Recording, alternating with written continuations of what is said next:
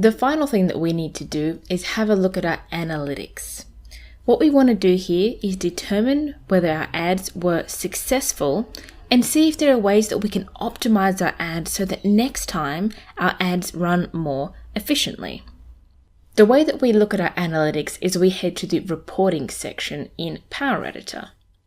You'll notice in the top navigation bar is a section called Reporting. All you need to do is click on that section and it'll take you to the reporting page.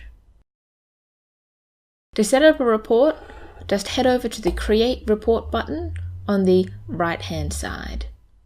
From here, it'll load your most recent campaigns.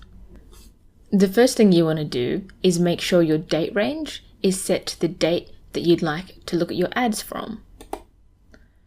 So in this case, our date range is already set. You may also wish to change the view from campaign down to ad view. Recently, I've done some A/B testing with a similar ad set to different audiences. So now I can compare the results and see which was most effective.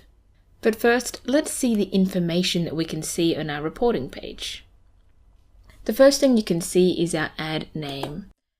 I've programmed in ad names so that I know what they mean and who they're targeting just for my own reference.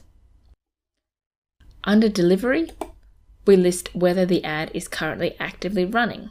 All of my ads are completed, so none of them are currently live. We can see our results, so how many people actually clicked on the website.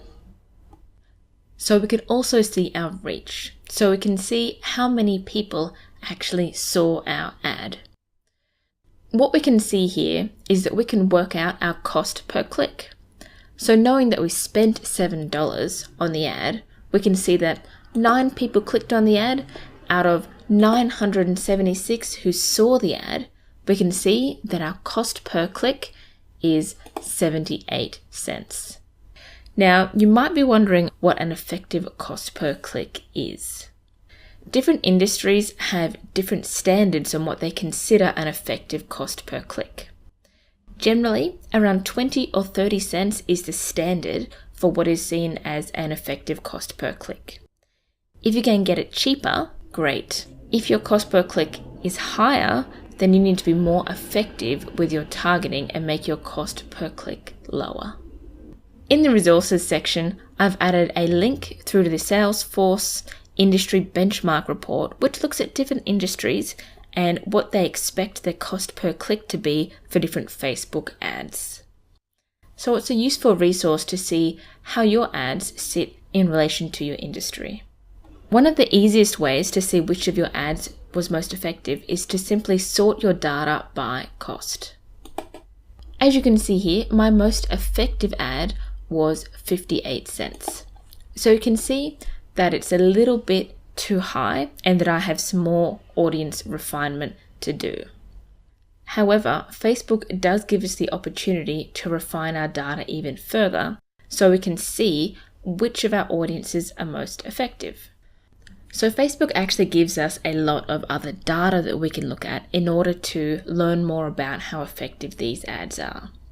The default is looking at performance, so looking at how many people clicked through. But there's other data that we can look at.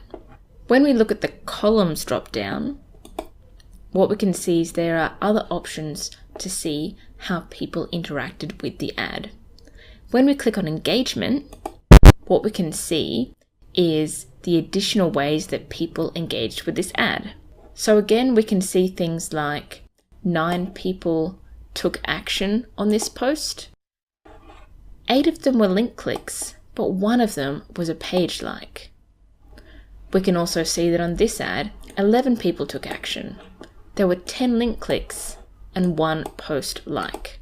So from this, you might see that one ad might not be very effective in getting people to convert to click through, but it might result in things like post or page likes. So it can have other benefits. However, what we're wanting to do is reduce our CPC. So we want to make our ads more effective. When we look at the breakdown, we can have a look at something like age and gender to learn which of our ads were most effective. So let's sort our data by cost per click. So with this fairly small sample size, I've put the same ad out to different interest groups, and I'm seeing which one is most effective. As a whole, you can see that my ads aren't necessarily very effective. This ad, for example, is 78 cents per website click, which, as I've mentioned earlier, is a bit too high. However, when I have a look at my demographic data, I can see in this example that I've got a 28-cent cost per click when I look at males aged 35 to 44 for that particular ad.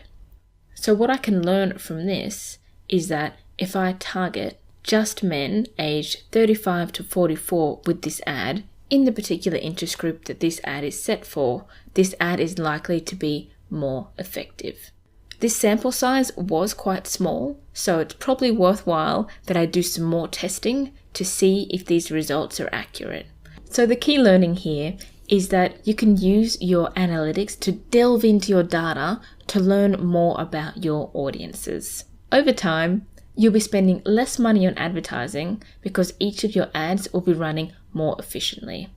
When you are creating your Instagram ads, don't forget about your analytics section. It is a really important tool to keep in your back pocket to help your ads run more efficiently.